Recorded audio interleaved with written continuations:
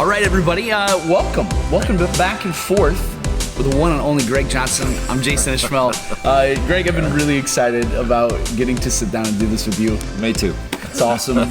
Brought the word this past weekend, and guys, we had a little technical glitch the week before, trying to do our last week's lead us not into temptation, but deliver us from the evil one. But really, there's an interesting thread here that I think is common in both of these things. Even when we're talking about resisting temptation, asking for God's deliverance, He's the one that makes the way. That's what we talked about in 1 Corinthians 10. The way is in Him. It isn't in my strength. That's right. Much like this. I mean, we're talking about, I love the way you brought it back to your kingdom come, your will be done. Yeah. Ultimately, to bring up this conversation about harvesters. Right. And so I wanted to read the text, and then we'll just have a conversation. Right? Go for it. All right, this is awesome. This is Jesus in Matthew 9. It says this: Jesus went through all the towns and villages, teaching in their synagogues, proclaiming the good news of the kingdom. I mean, that Jesus was doing that. How amazing. And healing every disease and sickness. When he saw the crowds, he had compassion on them because they were harassed and helpless, like sheep without a shepherd. And you just think about the immensity of that. And you can even feel that in our world right now. The immensity of all of the challenge and problems. You know, something that you introduced to us and started in our staff meetings was us praying every week for all the prayer requests that come in throughout the week. Yeah. And sometimes the feeling of the immensity of that is just, it's insurmountable sometimes, the pain. Like I said in the message, we have to see like Jesus sees. And what did it do? It led to compassion. And compassion is always driven by love. And that's why praying for each other is so important. Well, here's what Jesus does. You can ask, right? Yeah. I mean, you at one point, I love the way you set this up because you were talking about the feeding of the 5,000. And here's all this incredible provision. And like, just to present this notion, like, you just need to ask. Yeah. The answer is standing right there. Oh, incredible. Absolutely incredible. So here we are in our final week. I want to read what Jesus said, and we'll be off to the races in this. Then he said to his disciples, "The harvest is plentiful, but the workers are few. Ask the Lord of the harvest, therefore, to send out workers into his harvest field." I love it. Yeah. I love it. One of the things that I think throughout this whole ask thing is we've been inviting people to go to the Lord and ask him. And as they do, there's a fundamental question that people have to ask themselves. Is prayer a duty or a delight to you? Far too many Christians feel it's duty. They need to do it. I haven't done it. I've got to get it in. I need to. It's a delight. When you actually follow through the thread, you did a really good job on this series. Prayer or talking to the creator of the universe is delight. I like Revelation 3:20 as an imagery there. It says there, "Behold, I stand at the door and knock. If anyone hears and opens the door, I will come in." That's a promise. "And dine with them and they with me." When you think about it, that stirring in our hearts, or that sense of unease, or that sense of need that something happens, that's God standing at the door of our heart, the door of our soul, and knocking. And if you would just visualize your hand as the hand of faith that opens it and says, "Come on in." It's a bit of a mess.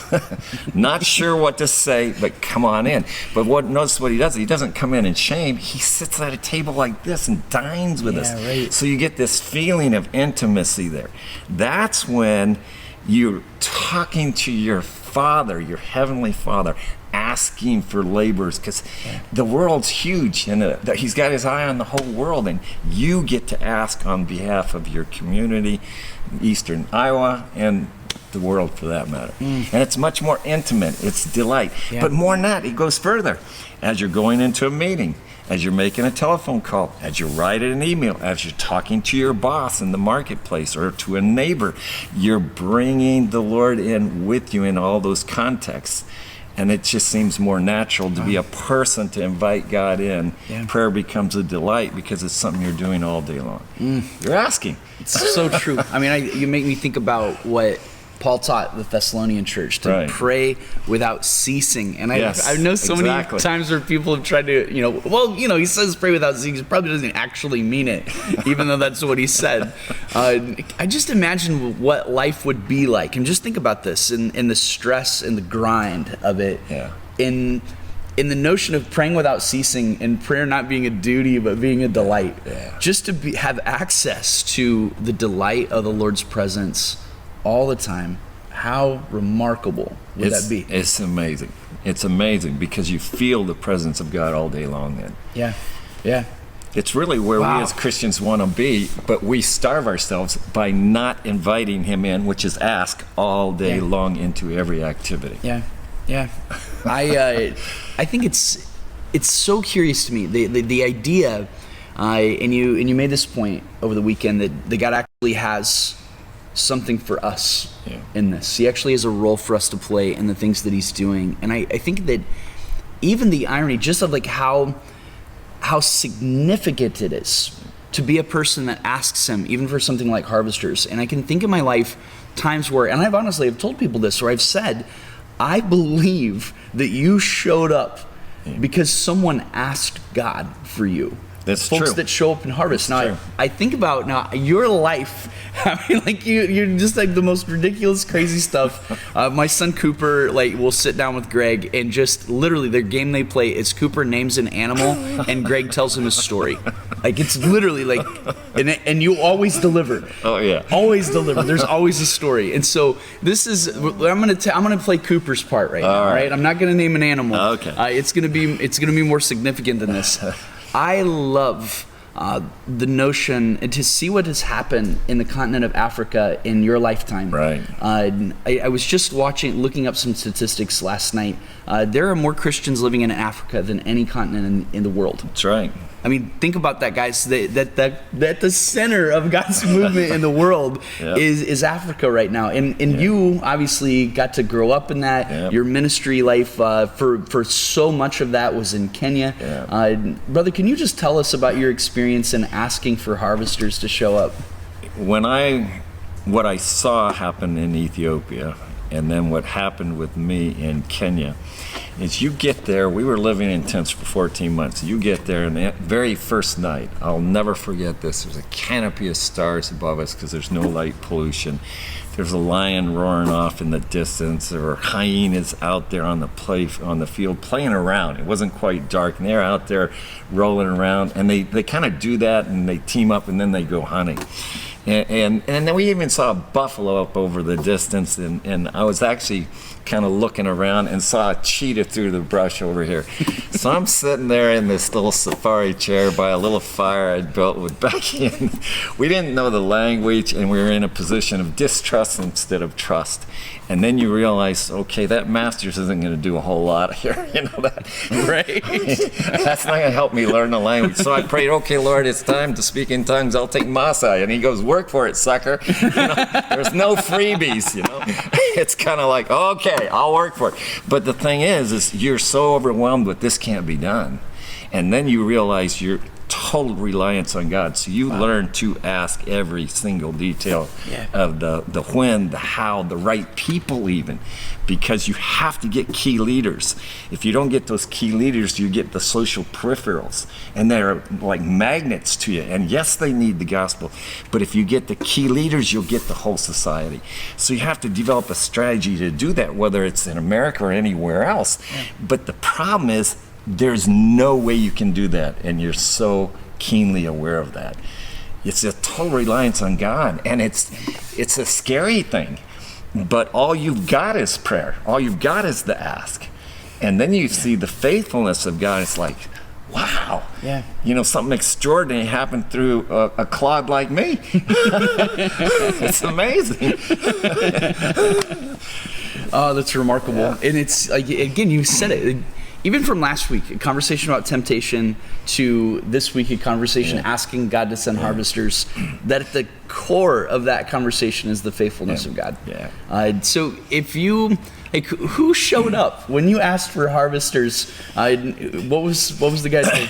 Well, his name, the primary guy was a guy by the name of Menya Moya, father of Moya Olorkumu. He's a big, strong guy, very resistant to the gospel because his brother was a social peripheral. He's a jerk that nobody liked. So he was a magnet. He kept coming to me. He kept wanting me to promote him as a leader. He would go self-appoint himself as a leader. It was actually damaging what I was thinking. So I'd have to spend a lot of time with this guy. And then at one point in his life, he started into drinking. They make this thing called shanga out of maize meal, and he was just completely killing himself and killing his family by selling off his animals. Twice I got called out in the middle of the night and he was almost dead, and I had to give him a shot of adrenaline to keep him alive. And I'll never forget then, after he got sober the next day on that second time, I went to him, "You're going to die." And I said, "And then your family's going to starve because your brother, is not going to take care of him." So we talked, and I prayed for him, and then we were meeting under the shade of a tree, and he came up on the edge just a little bit, and then he just started growing and growing. He was one of those first ones when we got the Bible translated to learn to read. His influence was back, and he had huge sway because he had been such a powerful warrior when in his day, everybody wanted to be near him and respect him. And I found men like that in all the different communities or tribal clusters that I was at, village clusters. And in each one, God has somebody there that has a heart searching for truth. And it's identifying that person and then start building the relationship of trust and sharing the gospel, and then it just took off. I mean, it really took off. It's so awesome. It's so awesome. You were just back there recently. Yep. Yeah, getting to see. I mean, there was something that really struck me.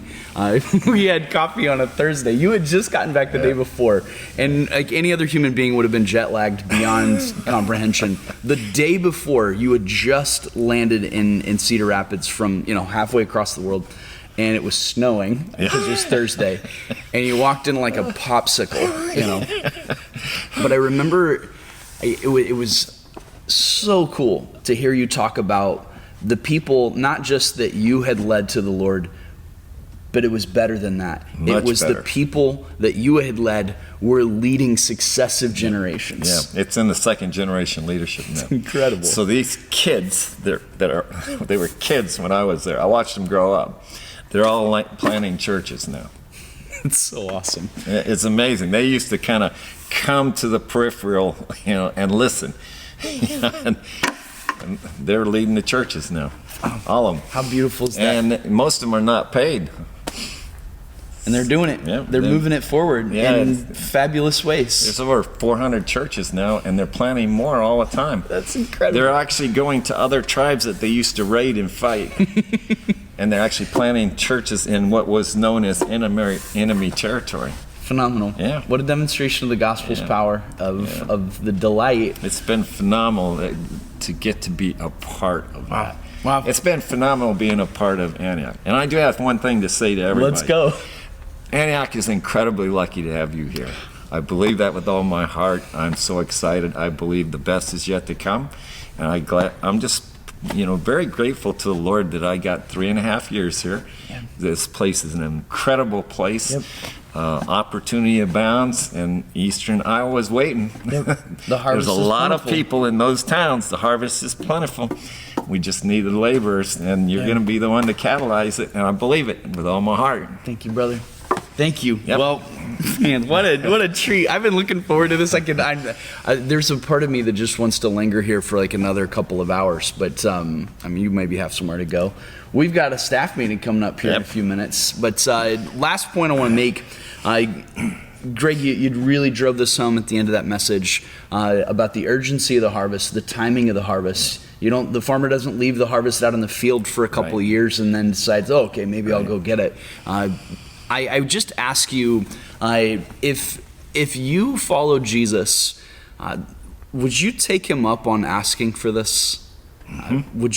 Would you just ask him? Just imagine if we simply asked him for what he told us to ask him for. Yeah. Pray for the Lord to send harvesters. And I believe that God is faithful and he's going to answer that prayer. I believe that there are going to be people. I've already had conversations with people that, like, incredible people that are saying things like, I don't know why I'm in Iowa. I'm from Louisiana.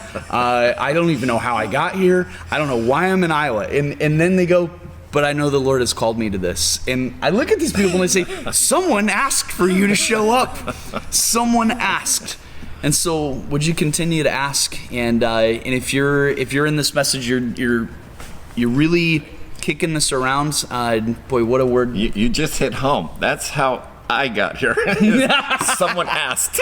Someone asked. The elders. And you got drug out of Florida and into, well, there's snow on the ground. And I'm blessed to be here. That's right. It's an honor. That's right. Yeah. Well, guys, thanks for joining us for this one. We got 3 more we'll do in the next series that's going to switch to John 17. We've been talking about us asking for the last 7 weeks. John 17, I think, is one of the most important, one of the most beautiful prayers ever prayed on earth. Jesus in Gethsemane before he's betrayed. And honestly, what an incredible thing for Jesus to ask. Can I share one thing? Go for it. Let's go. 17. Okay, John 14, 15, and 16. 5 times in those passages, Jesus says, ask me for anything. Oh, yes. Ask in my name. Yes. Anything. In my name, he says. Because then you got the power of God that you're inviting heaven to come to earth. Yeah. And the power of earth in this, power of heaven on earth in this situation. 5 times. And that's shortly before he dies on the cross. So it must be pretty important. Yeah, I think so. And so I think that John 17 series will be awesome. Amen. Yeah. Amen. Oh, awesome. Well, guys, thanks for joining us, and we'll see you next time on Back and Forth.